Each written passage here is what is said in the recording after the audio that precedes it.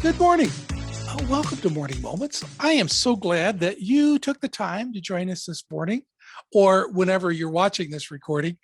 I have all the way from Colorado, it was in California, but all the way from Colorado, another comedian. I love having comedians on. He's a comedian, motivational speaker, and a lot of other slashes behind his name. Mel Austin. Welcome, Mel. All right. Thank you, Andy. Thanks for having me. You're welcome. Well, tell us about yourself. Tell me, what do you do and why do you do it? Well, I am known as a inspirational, clean comedian. Wasn't always like that, but after 27 years, I've been able to really like make a difference in the communities. Maybe around year 15, the opportunity came to do squeaky clean comedy at the Ontario Improv, Ontario, California, that is. And I created a company called Laughing to Success Entertainment. We're doing everything from church events and corporate trainings and holiday parties and wedding receptions. And I have a team that does school assemblies. Like we're really bringing laughter in different parts of different communities because they deserve to laugh too. You know what I mean? Not only that, but I'm also a certified laughter yoga instructor. Yes, I know that's some weird California stuff, but I got certified maybe about almost 3, 4 years ago.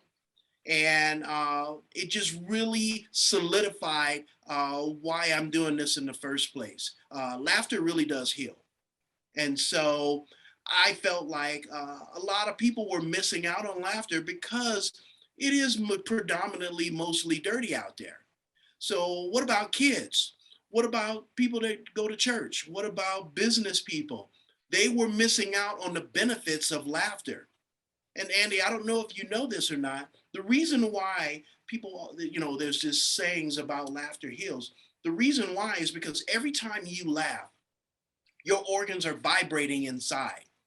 And from the vibration increases circulation and blood flow and endorphins. So that produces healing in different parts of your body. And so to me, that's more important than anything else. And if I can reach as many people on this planet, whether it's be me or me and my teams, whether we do it in person, whether we do it virtually, to me, I feel like I'm helping God's children feel better through the talent that He blessed me with. Have you ever seen a heaviness of a room just lift up after laughter? Big time. And I'm going to tell you, one of the teams that I created was for senior homes. I think we've done approximately a little over 80 senior homes in Southern California. And what was always so funny to me, Andy, is when the people come in and they sit down, they got this look on their face. They're like, oh, what is this? And I would laugh inside because I'm like, oh my, wait till the end of this show. I'm telling you, I've seen it so many times, Andy, where at the end of the beginning of the show, they come in like that. At the end of the show, they're laughing, they're high-fiving us, they are clapping, they want to pull us to the side and tell us more stories because they were lifted internally with laughter. And, we incorporate music and clapping and all those other different things that bring people joy. So it's always nice to start a show and seeing it, because in my mind, especially when I bring a team with me. Yeah. Let me go back, if you don't mind. I want to share with you. Go ahead. Finding clean comedians was not easy. Okay. All the guys and girls that I've been performing with for years, we weren't exactly clean. So I would have to have the talk, Andy. I would have to say, listen, I'd love to have you on my show, but there's no sexual innuendos, there's no violence, there's no cursing, there's no drugs. How many true minutes do you have? First, they would say, oh, I could do 30 minutes. And I'm like, really, really, really, come on. And then I would say, come on now, don't play me here. If I told you all those 4 elements and the fact that there's kids in the audience and all the way up to elders from churches. How many true minutes can you do that are strong and not be offensive? Well, I could probably do about 8 minutes. Okay, thank you. Thank you for being honest. We'll work with that. So Andy, this is the combo I was having with multiple comedians to have on my show. And it was hilarious to me because they would call me a couple days before the show and they'd be like, oh man, can I run this joke by you, see if that flies? I'm like, yeah, let me hear it. And then they'll tell me and I'll be like, oh, no, don't use that one. That is hilarious, but not at my show. And then I would, because I also teach. I've been teaching stand-up comedy about 21, 22 years of the 26, 27 years. And so I'd say, well, why don't you say it this way? Take that out, put this in and say it this way. And they're like, oh. So what would happen, Andy, is they'd be in the green room biting their nails. They'd be all worried. Some of them would even be angry, like, man. And then they would get out there and get standing ovations. It was mind-blowing. And I'm so grateful because I feel, well, one of my promises was to change the culture of comedy. Yeah. And I felt like I was able to do that through my show. So now, Andy, here it is, a few years later after starting Squeaky Clean, and I probably have a little over 200 performers just out of Southern California that I've had through my shows that I know can be clean, that we can go anywhere, into a church, a company, a wedding reception, wherever, and they will be not only professional, but even hilarious without being offensive. It's amazing. None of us come to God squeaky clean when we come to him. That's true. That is definitely true. I've often said God loves us enough the way we are, to accept us the way we are, but he also loves us enough to not let us stay that way. And absolutely. But we sometimes we try to clean people up, and that's an internal process. That's that process from the inside out. I agree. When God does the cleaning, it's a whole lot easier. It is.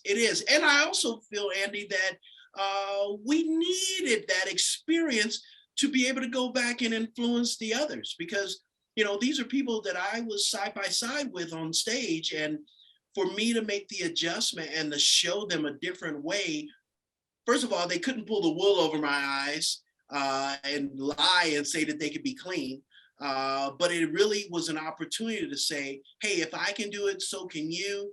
And I do feel that it put us in a position to be more of an example of, hey, I've been where you've been, and here's what's on the other end.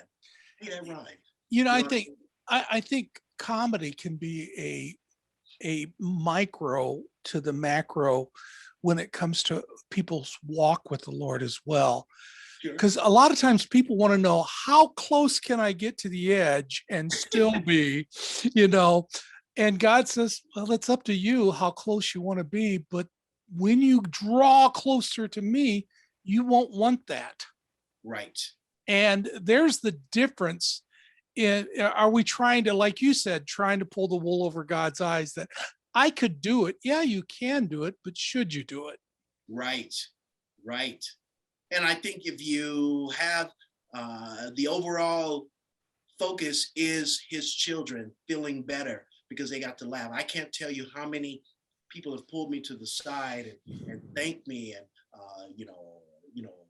maybe it was a couple that were at each other's throat all week, and they were in the area, so they went ahead and came to the show, and now all of a sudden they're loving again and they're having a good time because they were able to release the tension. Or I've even had people share about even feeling suicidal, but yet they got to see that a lot of the things that they were held up about, that as a comedian you get to tell on yourself and talk about your embarrassing frustrations and things like that. And then they see, oh, hey, you know what? This person's just like me, or I can relate to that. And, life is not so bad because I thought it was the end of the world, but yet we can actually laugh about this exact same thing. So I feel that it's way bigger than just us. It's about his people feeling better.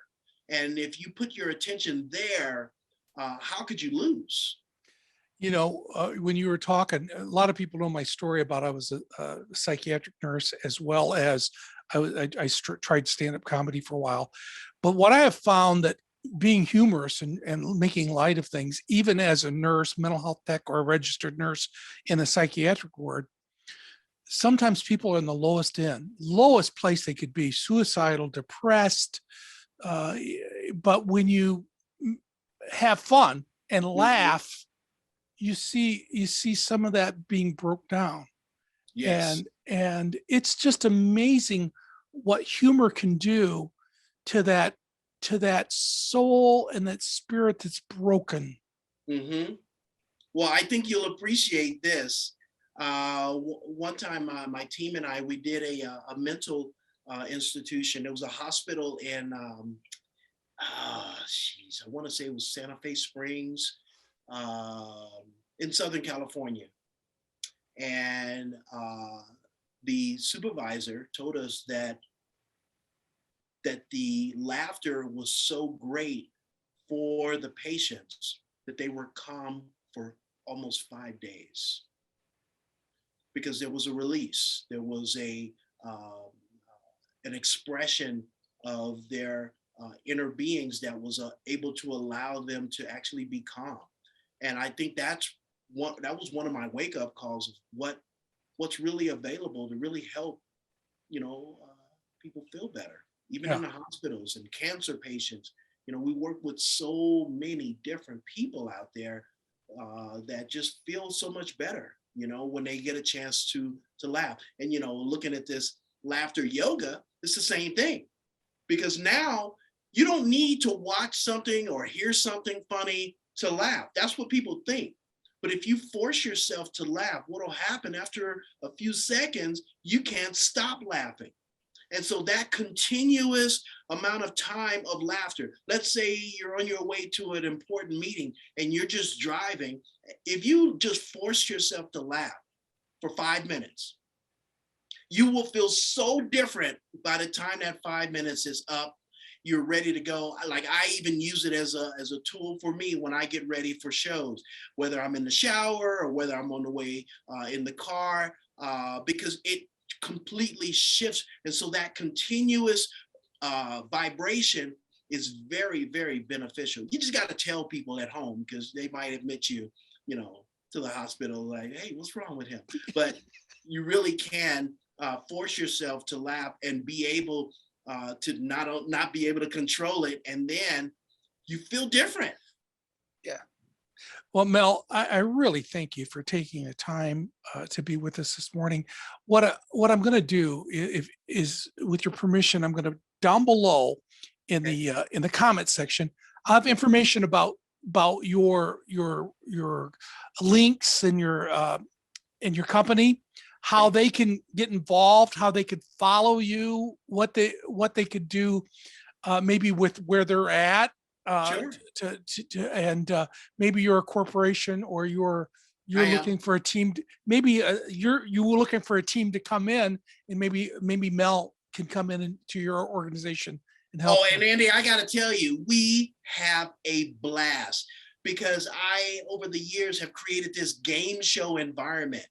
And so, yeah, I do a little bit of comedy up front, but I have a DJ with me. And so imagine corporate executives playing hot potato and Family Feud, but all the questions are revolved around their industry and their pain points. And then they're having a dance contest. It is hilarious, but it showed me that people want to be kids again.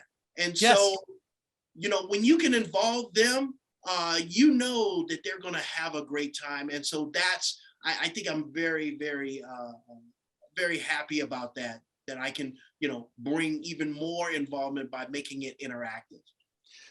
Please follow Mel, and also pass this interview on to others. And more important than all of that, after this video is over, after you watch this interview, I want you to take time and pray for Mel and his team that God would continue to put them at the right place at the right time to bring joy to people's lives. Thank you so much, Mel. Thanks, Andy. Thank you for joining me for Morning Moments, and keep on coming back.